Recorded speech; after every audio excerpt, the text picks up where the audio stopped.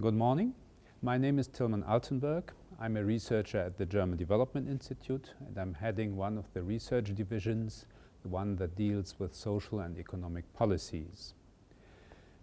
The reason I'm here today is to present you a new book that we just published, which is called Industrial Policy in Developing Countries. And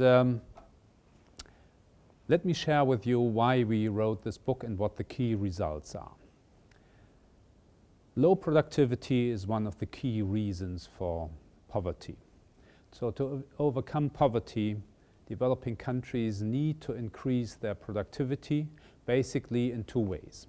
By making all the activities that they currently have more efficient within the sectors, and by shifting from less productive sectors like agriculture or petty trade to more productive sectors like manufacturing or modern services.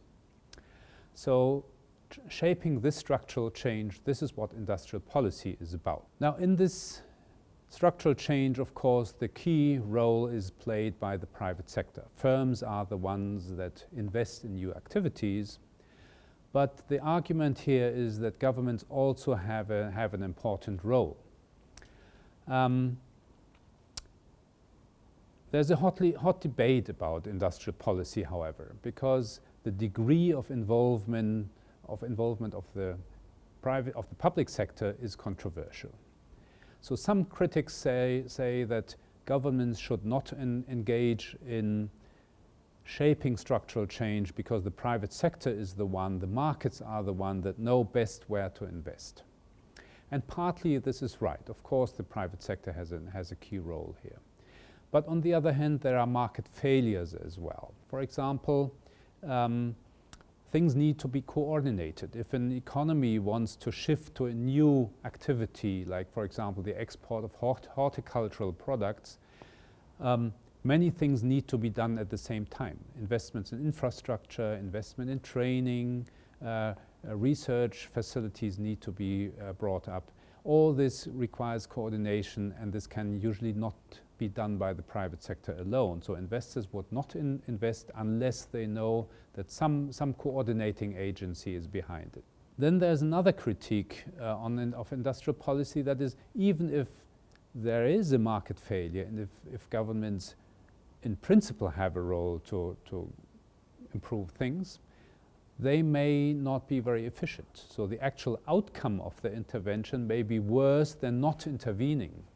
And this can be because they don't have a lot of money, because the administrations are weak, the agencies are weak, the agencies may provide wrong incentives. It may also be because the governments are corrupt, or because they start subsidizing one sector, and then industrialists, lobby groups come up and say we want more subsidies, and they distort the whole system.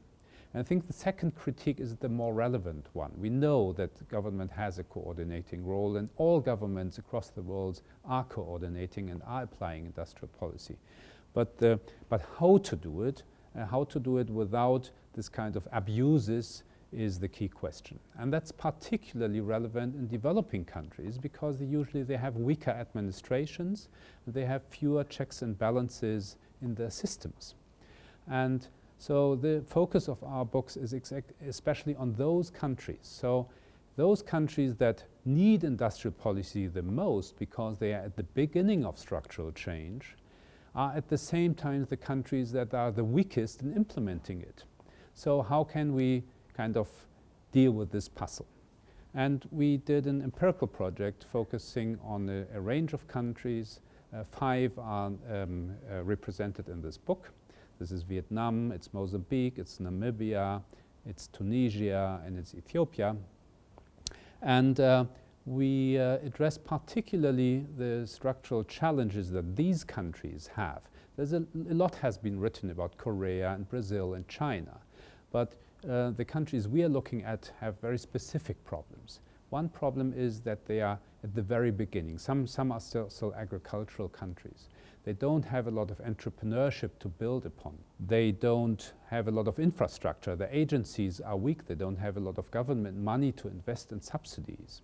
they have 70, 80, sometimes 90% of the workforce engaged in informal micro-enterprises. So what does industrial policy mean for those countries? That's the focus of this book. And the second focus is if these countries also have weaker democracies and they have fewer checks and balances in their systems, what can we do? How can we design policies in a way that they bring their expected results, but at the same time do not allow for this kind of rent capture or abuses of the subsidies. So this is what we try to show, and we found a lot of very interesting examples of successful industrial policies, also lots of failures, but I think we were able to bring out a lot of lessons of how industrial policies need to be designed very specifically for this dual challenge of being at the very beginning of structural change and having weak institutions. And this is why we call the subtitle Failing Markets, Weak States. Thank you very much.